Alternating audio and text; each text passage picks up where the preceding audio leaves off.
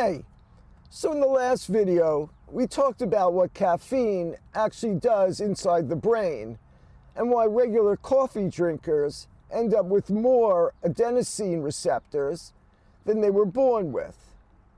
Today, we are looking at what happens when we decide to stop. And the quick answer is, the brain does not let it go easily. Remember, the brain grew extra receptors to compensate for the caffeine blocking.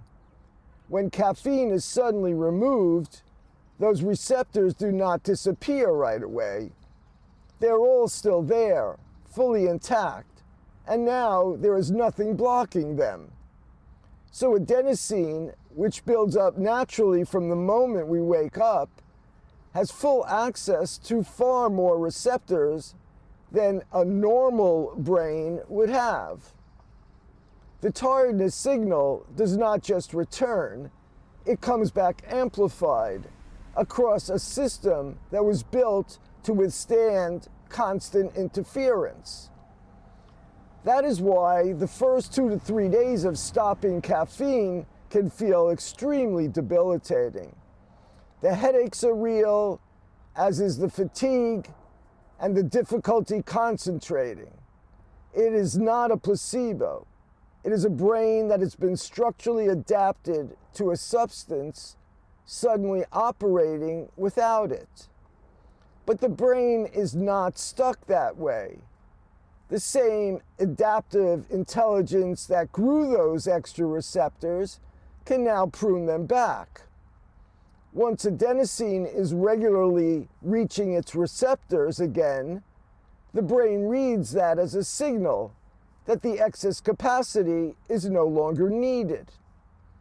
Receptor density begins to decrease.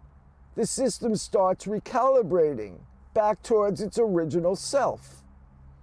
For most people, that takes the process about 1 to 2 weeks.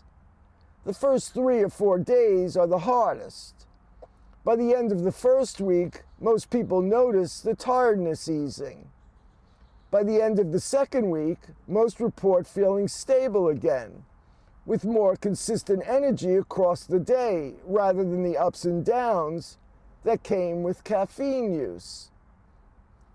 Some people report feeling genuinely better afterwards than they did before they ever started using caffeine on a regular basis. More even energy, better sleep quality, and a morning that does not require a chemical intervention just to reach a functional baseline level. The brain adapted to the substance. Given enough time and consistency, it adapts back to being independent of caffeine again. And that's a real thing. That's all I got for you today. Just this nugget along the way.